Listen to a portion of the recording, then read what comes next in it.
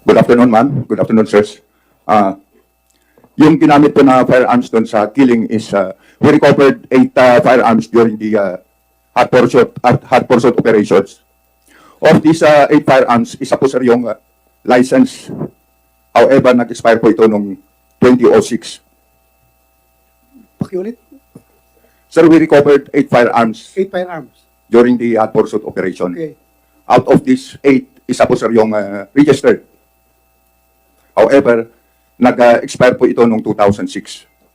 Anong mga armas ito? Yung mga sinasabi mong 8 firearms? Can you give us some details? Yung sinabi ko po sir, based lang po sa verification submitted, requested by the operating units. Hindi po ako private kung kanino po sir kanino po ma'am na confiscate itong mga baril na ito. Okay, we will go back to that later. Ibigay mo muna yung details ng mga firearms na sinasabi mo. Yes sir.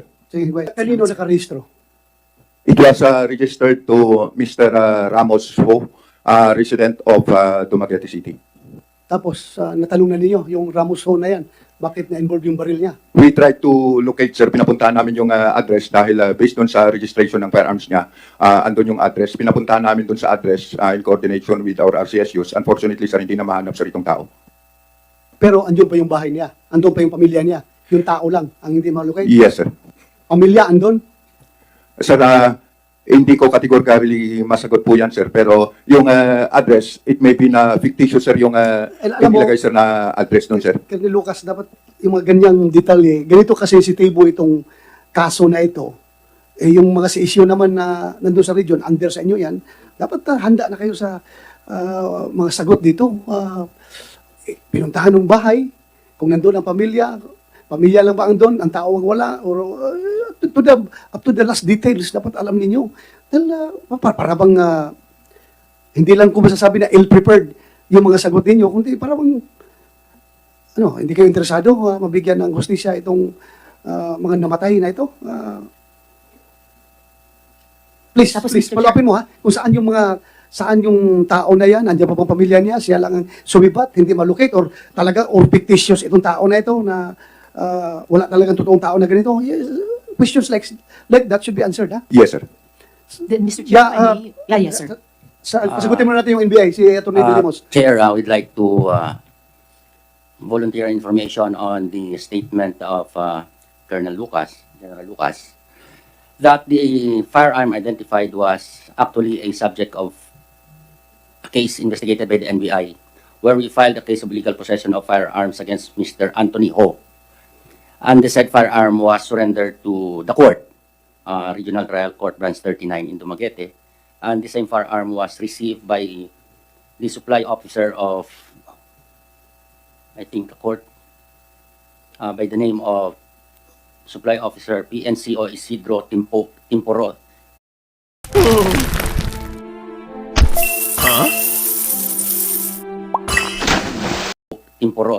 Timprosa. Ulit. Supply officer of what unit?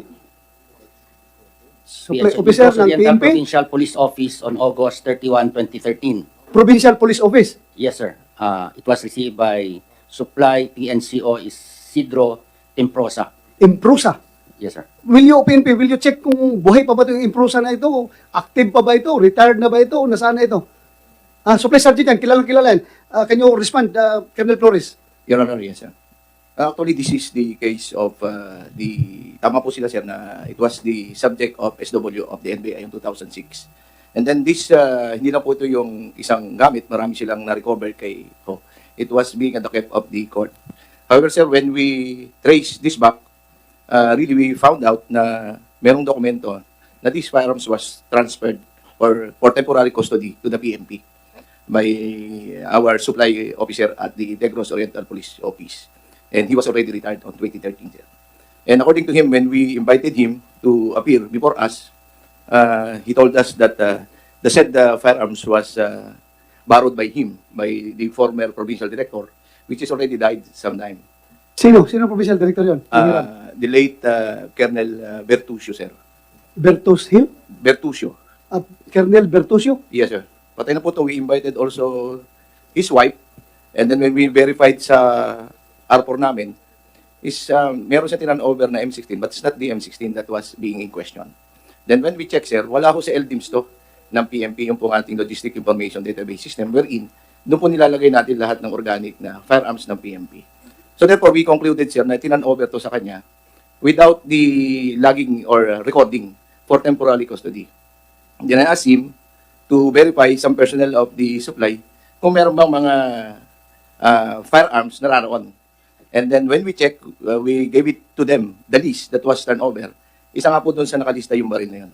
However, sir, that firearms is tampered. Yung first number at huling number, nung serial number ng baril, ng inimbestagahan ng FEU, lumalabas, sir, na tampered yung first number at saka yung last number, which is, sir, the same serial number that was the firearms confiscated 2006 during the search warrant of the NBI, sir. And for information, sir, we already filed a case against our retired supply officer in a criminal case. We have here our legal officer who can attest to that, sir. That is subject for our investigation, ma'am. Hindi po namin masabi sa ngayon kung ibinenta to o nawala o somebody get it from the custody of the PNP. But we already filed a case against this retired supply officer of ours. Actually, identified po lahat, sir, yung tatlo. Pati yung may-ari. Maybe, kung nandiyan ang HPG para ma-expel niya lalo. HPG? Highway Patrol. Dapat ready kayo pala. Dito po si General Raul Bargamento, sir. Yeah, but before that, Director De Limos is raising his hand. You have the floor, Attorney De Limos. We can also help as to the ownership of the three vehicles used. The Montero with plate number YAP163, gray, were previously owned by Mr. Ramir Babao, Miguel Casquejo, and the last owner is a certain Asan Habjib. The Pajero with plate number NCQ735 were previously owned by Chris Abelio Villadulid, and the last registered owner is Altron Logistics Incorporated, owned by Mr. Marvin Jan Doroni. And the Isuzu Fuego plate number GRY162, the last person who owns this is Mr. Androgo as of March 1, 2023. And Yes, are these yes, people sir. being investigated? Yes, sir, yes, sir. What happened? May subpoena. Subpoena were sent to all of these registered owners, and our Bacolod NBI office is investigating Mr. Androgo, as Mr. Androgo is based in Bacolod City. Thank you for that. Highway Patrol, take your oath, please. Kindly state your rank and name, sir. Police Brigadier General Raul Loy Bargamento, Director HPG. Thank you, sir. Do you swear to tell the truth, the whole truth, and nothing but the truth in this investigation, sir? Yes, Your Honor. Thank you, sir. Please take your seat, sir. Yes, please answer the question. What our NBI director have said, Your Honor, is the same with what we have in PHP, sir. So, Yes, Mr. Chair. yeah, inimbestigahan na niyo ito? Yes, sir. Anong sabi nila? Bakit na-involve yung sakyan nila? Basically, sir, yung first two sakyan na pinakita nyo sa video, yung Mentero at ang Mitsubishi, puro to binenta na, sir. Hindi ito mabago. Napasapasa na ownership nito, sir. So, na-trace lahat po ito, sir. Kasi nakikita Kaya mo nga, kaya as far as the last owner is concerned, anong rason nila, anong explanation nila, why are these vehicles involved in that fateful day of that massacre? Basically, sir, nahuhulog tayo sa isang tao lang ang bumibili nito ng panghuli. Which, Isang tao. yes, sir. Binanggit na po ni NBI Director, ang Androgo ang lumalabas na huling bumibili ng sakyan na to. Yung tatlo. Yes, sir. Nakausap niyo yung si Androgo. Nakausap na po ng ating mga investigator sa SITG. He is very willing to give his statement. Oh, very willing. Ilang araw na. Anong statement niya? Ang kanyang statement kasi, sir, buy and seller siya ng sakyan. Ha? Buy and sell ang kanyang negosyo ng sakyan. Buy and sell. Yes, sir. Buy and sell. Namimili siya ng sakyan, sir, binibenta rin niya uli. Bininta niya uli. Sinong uli nakabili nung sasakyan na yun? Siya nga ang huli, sir, nakabili nun. O siya ang huli. Yes, So sir. sa kanya pa rin ang last na kuha nito. Yes, sir. Last touch. He is the last touch. Last task nga po siya, sir. So sinama na niyo ito sa filing ng kaso. Yes, sir. Itong tao na ito. Yes, sir. Very good. Tatlong sasakyan po ay totoo po ito lahat sa chassis number, engine number, nagpalit-palit lang po ng ownership, but eventually napunta sa isang tao lang. Thank you for that. But before we go to other details, alam nyo, my dear colleagues, honorable members of this committee, we have around 60 other resource persons na gusto natin pakinggan regarding the recent or yung old killings na nangyayari dyan sa Negros Oriental. We want to hear from them. Yes? Reyek, sir, with a G. With a G. Yes, yung sinabi nyo, before you qualify for a specialization, dapat sa una pa lang, sa entry level pa lang, na-screen na po. For the information of this committee, bago ka pa man ma-enlist, ma'am, you undergo thorough medical exam, kasama po yung neuropsychiatry exam, sir. So, lahat po yan, ma'am, sa basic, sa entry level pa lang ginagawa na po yan. Then, if they progress to undertake specialization courses, there's also a kakibat na qualifying mga requirements, ma'am, before you could qualify for that. So, just so happened that the persons involved here, they had a history of offenses doon sa when they were with the organization, and so rightfully they were meted punishment and they were dishonorably discharged from the service, ma'am. So, yun po, ma'am. Yeah, before we, ito muna, bago natin pasalitain yung mga witnesses, including Senator Mayor Degamo, I would like to ask the Chairman of Human Rights, Commission on Human Rights, ma'am, nakapag-kuha ka na ba? Yes po, Mr. Okay. Chair. Yes, Mr. ma'am. You want to deliver your opening statement? You have Yes po, something? a little something to say Yeah, go po. ahead, please. Good afternoon po to this body. I am Attorney Fuentes po. I am the officer in charge of the Dumaguete City Provincial Office. Hindi po kasi makarating ang aming mga superiors because they have equally important prior engagements to attend to po. Yung head po ng ating investigation office ay nasa Davao po. Okay, so we are here po to inform this body of the interventions of the Commission on Human Rights in the killing of Governor Degamo and several others. So when the killing of Governor Degamo was circulated in social media on March 4, 2023, the Saturday, we informed our regional director of the incident, and he informed our executive director, and a team from the Dumaguete sub-office was dispatched, quick response team was dispatched to Pamplona Negros Oriental. So, we headed to Pamplona Negros Oriental with a special investigator kasi ang aming office po sa Dumaguete, we have a lawyer and then we have one special investigator and yung driver. So, all of us were dispatched to Pamplona Negros Oriental where we went to the crime scene, but we were initially refused entry po nung mga PNP officers that were guarding the Degamo compound. So we went to the chief of police, we interviewed the case investigator. However, yung case investigator po politely refused to entertain us because the investigation was still ongoing. And then meron po silang command conference the following day. So we were, instead we interviewed yung ating major chief of police, who is Police Major Saturnino Sidigo, and then he relayed to us the information po of the initial data is 5 killed and then by 6 unidentified assailants. So, Yeah, maputol kita sandali. yes po. Matagal ka na dyan sa Dumaguete Human Rights? Dumaguete City po, 2015. 2015?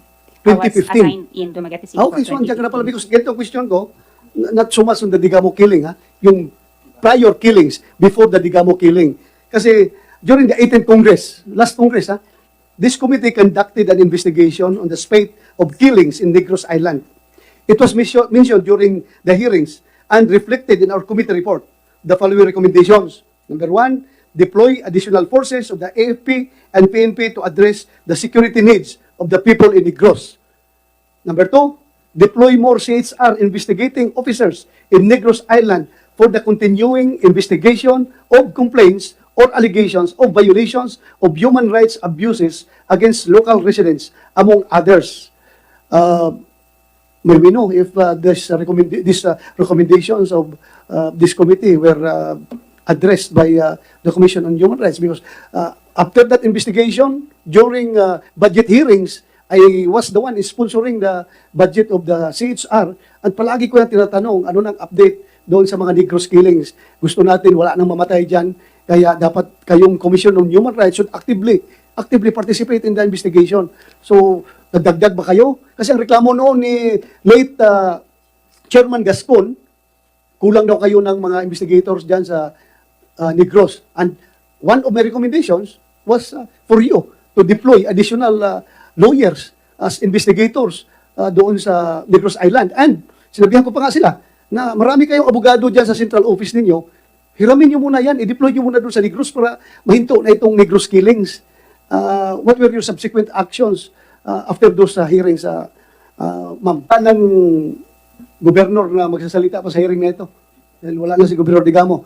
But anyway, before you answer, ma'am, I would like to excuse Chairman George Garcia. Alam kong busy-busy ka dahil coming na naman yung barangay elections. Sir, unless you want to say something or meron tayong question sa kanya? Wala. Your excuse, Mr. Chairman. And thank you for your presence. Salamat po. Yeah, ma'am, go ahead. You may respond. Yes. When I was first assigned in the provincial office po, isa lang po ang aming investigator, which is Investigator Jesus Cañete.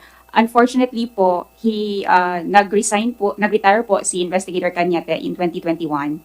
And then in 2022, may new investigator po kami, and then recently, she tendered her resignation din po. So, ganun po. And if you're asking po ano ang policy ng, ano na ang ginawa ng commission, recently po kami sa regional offices and provincial offices were asked to comment on the proposal to increase the personnel po of the regional and the provincial offices po. So, meron po measures the Commission on Human Rights has measures to increase the personnel complement of the regional as well as the provincial offices po. Pero sa Dumaguete po, as of this time, ako na lang po ang natitira and job worker. Imbes dagdagan, ikaw na lang natitira. Pero po, to investigate the cases po, we will ask for augmentation from the Cebu, from the regional office po. Ito po mga kasama kong investigators, as well as yung investigation office namin sa Central. They can send investigators po to deploy po or to investigate the cases. Thank you po. Sana huwag kayong matakot doon, ha? Please continue doing your job in the interest of justice. Ha? Huwag kayong matakot doon. Patuloy nyo yung nakikita ninyong dapat imbestigahan pertaining to human rights. Yes po, we also seek the protection from the PNP and the AFP po. Sana po, we will coordinate po sa mga cases nga dapat i-investigate po. Yeah, I know. They are very much willing, PNP at saka yung armed forces. Magkaibigan na naman kayo doon sa field lahat. Magsama-sama naman kayo sa investigasyon. Mr. Chair. Magtutulungan kayo. Thank you po. Thank you, Mr. Attorney Chair. Follow-up question lang. Fuentes. Due to personal reasons po. So, parang may health issue din po siya.